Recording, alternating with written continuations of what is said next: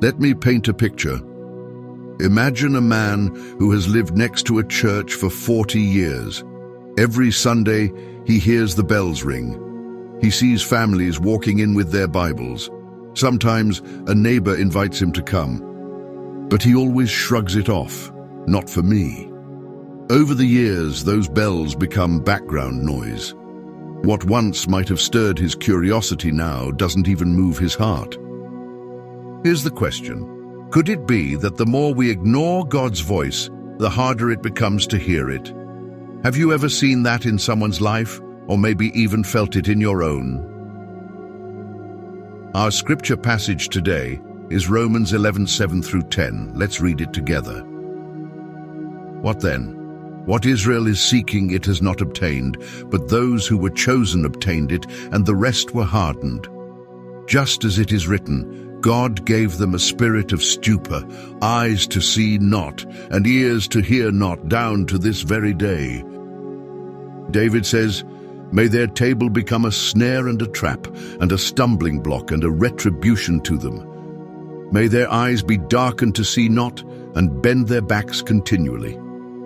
In Romans 11:7-10, Paul is unpacking Israel's tragic response to the gospel. The majority of Israel earnestly sought righteousness, but they looked for it in the wrong place, through the law and their own works, while overlooking the very one who is the fulfillment of the law, Jesus Christ. Paul states plainly, what Israel is seeking, it has not obtained, but those who were chosen obtained it, and the rest were hardened. That word hardened paints a vivid picture. It refers to something calloused, like skin rubbed so often it loses all sensitivity. Spiritually speaking, when the heart repeatedly resists God's truth, it becomes numb and unresponsive.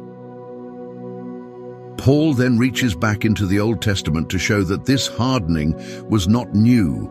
He quotes Isaiah 29:10 and Deuteronomy 29:4. God gave them a spirit of stupor, eyes to see not and ears to hear not. This does not mean God takes pleasure in blinding people.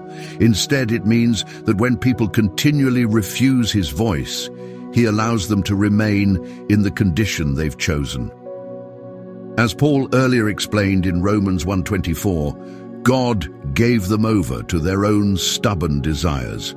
What a sobering reality that a person can hear truth again and again, yet by rejecting it, become increasingly unable to respond to it. David's words in verses 9 and 10 add another layer of tragedy. What should have been a blessing, their religious table full of spiritual privilege, became instead a snare. Their very devotion to the law, without Christ at the center, became the stumbling block that trapped them. Religion without Christ always ends this way. Rules, rituals, and traditions, no matter how noble, cannot save.